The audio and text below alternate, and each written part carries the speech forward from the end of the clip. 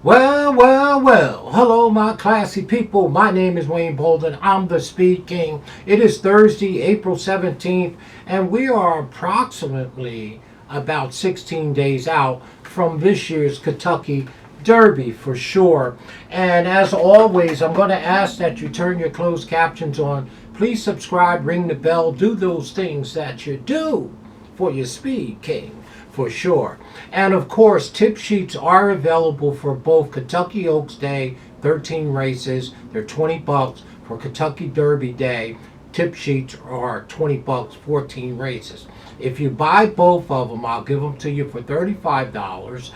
You'll save $5. You can take a wager on that. All right? Email me at speedking24@yahoo.com. And of course, you can text the office at 732-804-0637. Well, we're going to be profiling individual horses, okay, as we move closer to the Kentucky Derby, right? We're going to take a deep dive into individual horses, mostly the obvious contenders in the race, and have a healthy discussion here in the community among ourselves. So I thought it was appropriate to start our profile, our horse profile, a sneak peek into who everyone says is going to be the favorite journalism. Okay, well, journalism is a very, very nice horse, very fast horse, by the way. Journalism is by Curlin. Now, you know I have a strong love affair with Curlin. Believe Curlin should have won the Derby for Steve Asmussen the very first time. I thought he should have won the Derby with Curlin, as well as Gunrunner for sure. But journalism is by Curlin, and we know the quality there. On the back end by Uncle Mo. Respoli is in the arms. He's the rider. And you got that very, very quiet but very talented trainer, Mike McCarthy, who knows how to train horses, particularly long, going over a lot of ground. He's just an awesome, awesome trainer. The ownership pool is pretty big here. I see Derek and Tabor here. Derek, Tabor, and a lot of people that owns part of this horse. And he's a very, very talented horse. Obviously, they paid $825,000 for him. And again, 4 wins from 5 starts overall, and 2 for 2 as a 3-year-old. There's very, very hard to knock journalism. The general consensus is that he's going to be the favorite in the Derby. Rightly so. He does own the fastest speed figures across the board. Doesn't matter where you look. Byers, Brisnet, Equibase, Theragraphs, Ragasons. He's a very, very fast horse, okay? Broke his maiden the second time out as a 2-year-old on November 17th at Del Mar. Ran a beautiful race. Came back in the Los Alamitos Thoroughbred Stake race, grade 2. Won that race. Went into the Santa Anita race on the San Felipe on March 1st. Won that race. Beautiful speed figure. Came back April 5th, which was his very last race, the Santa Anita Derby, and won that race. Beautiful speed figure. This horse has triple, definitely double, but triple buyer speed figures for sure. It's very, very hard to knock him for sure. He'll probably be 3-1 or 5-2. Okay, very, very good horse. And is he the horse to beat? I guess on paper, if you look at it from a top view, yes. Okay, bloodline's good, great trainer, very, very good rider, and you can't knock his record. But I do have a couple knocks, and that concerns me with him. Well, of the 5 races that he has, he only hooked a field of 10 the very, very first time that he's ever run, back there on October 27th?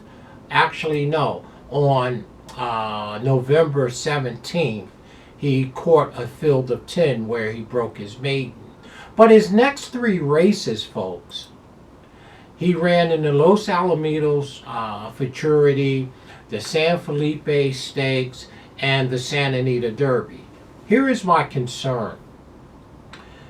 Each one of those races was a field of 5.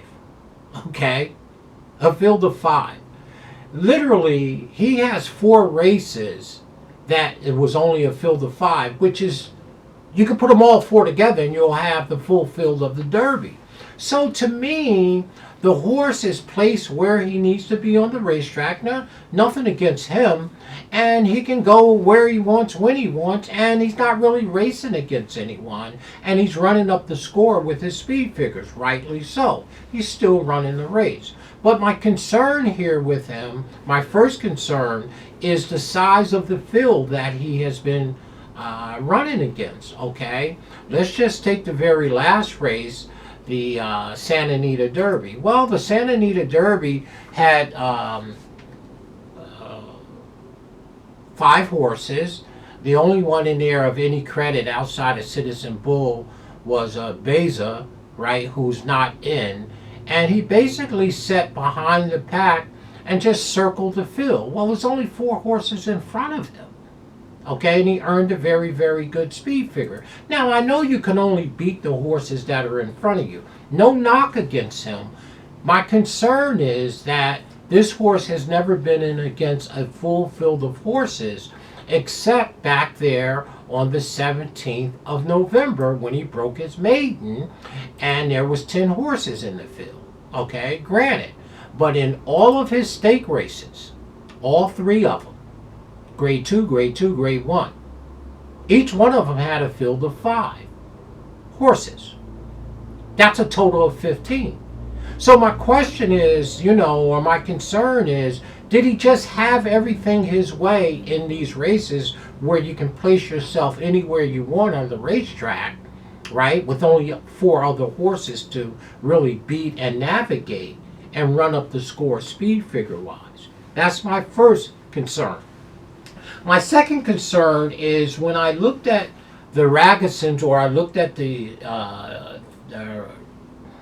Ragussens or the Thoroughbreds, he's got beautiful development. I think he ran a 10, a 7, a 4, and then a couple negative zeros, a negative 0, and then his last race he actually ran a little slower than he did in the San Felipe, and he went back to a 1.5.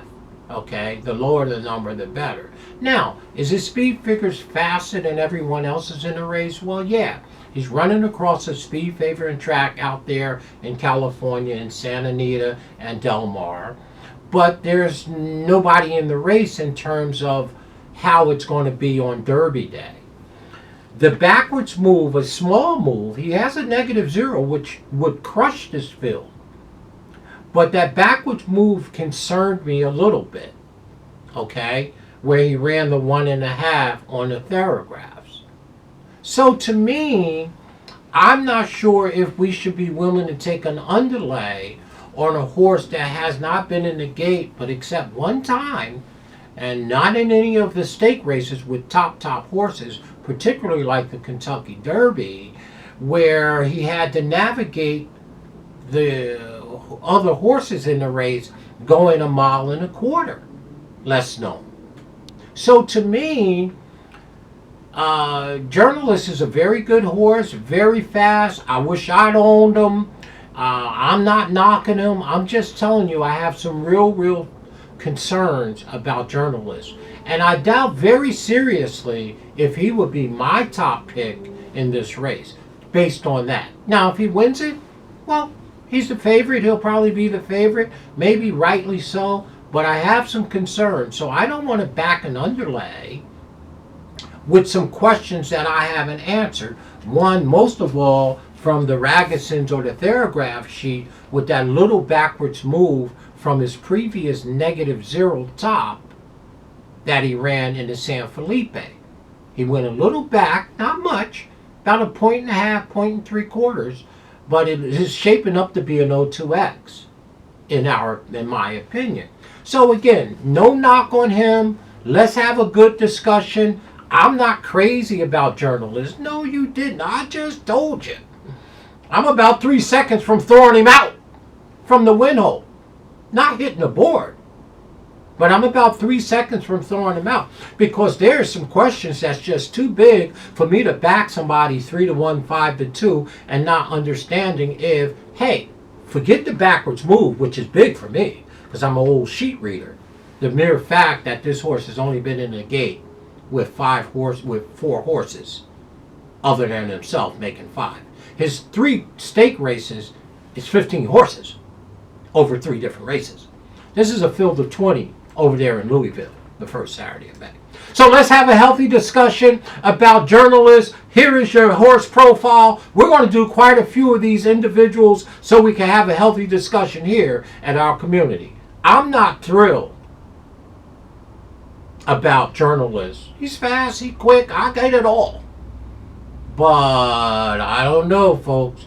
I don't think he's going to have your SpeedKing as my top pick for sure. Can he hit the board? In my opinion, yeah. But I would have to take a wait and see approach probably to pick him to win this race based on what I see.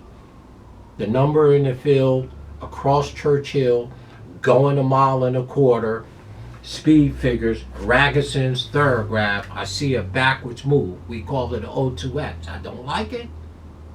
I don't like it. And he's an underlay at 3-1 or 5-2. Let me know what you think for sure. Want to give a shout out to Godolphin. Hey, got a new Godolphin cup here for sure. And an old big water cup. And some beautiful, beautiful shades that they just finally came in for sure. You all know that I am a card-carrying member of the Godolphin fan club. So I wanted to shout out to them. Thanks to folks over there for making sure that I get all my Godolphin material in here. And some real cool glasses that I have here. Let's see if I can get them out so we don't run too long on the video for sure. All right, let's see how they look. Thank you out there, Godolphin. Oh, they are sweet. Silky blue. My name is Wayne Bolden. I am the SpeedKing. Thanks to the Godolphin folks for sending me some memorabilia for sure. As always, stay classy in all that you do. I am a card-carrying member for the Godolphin racing fan, of course. I am not overly impressed with journalists and taking an underlay on him on the first Saturday of May to navigate a 20-horse field. Now, if he was 30-1, maybe. That is a tough take for me. Let me know what you think. The SpeedKing's not overly thrilled with him, for sure. Stay classy, y'all, in all that you do.